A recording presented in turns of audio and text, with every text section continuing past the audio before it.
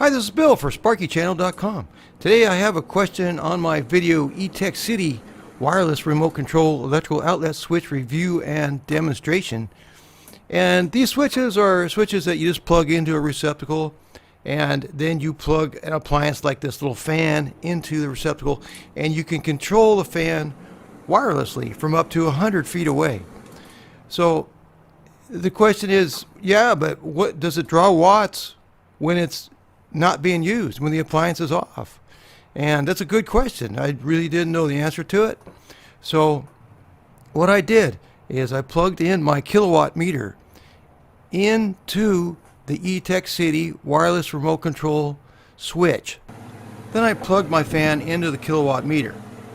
You see the fan on low reads 29.3 watts. And we see it is currently drawing 119.5 volts AC, and it draws 0.44 amps while operating. So now we know that both the Eteckcity switch and the kilowatt meter are working just fine. The next step is to plug the kilowatt meter directly into the receptacle. Then I'll plug a short extension cord into the kilowatt meter, and then I'll plug the Eteckcity remote outlet into the extension cord. And of course the fan is plugged in to the outlet switch. Now I'll use the remote to test the switch. You'll see that it starts the fan up, and then when you turn it off, it turns the fan off. So we're good on the switch. It's still programmed properly. So now with the Eteckcity switch plugged into the kilowatt meter, we get 122.1 volts. Now I'll press amps, and we do get 0.02 amps. That's not very much amps, but there is a draw. So the Eteckcity switch is drawing a little bit of current even while the fan is off.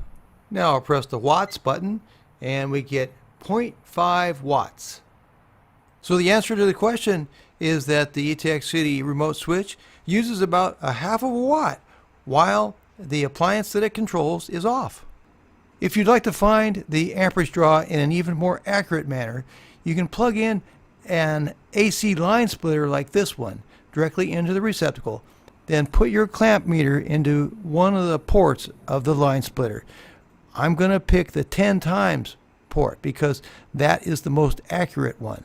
Now I'll plug in the Eteckcity switch, and I'll test the switch with the remote to make sure we can operate the fan remotely.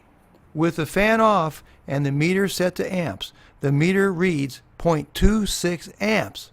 However, we got it on the 10 times setting, so we have to divide this reading by 10. So instead of 0.26 amps, it is actually 0.026 amps, which is very close to what we got with the kilowatt meter.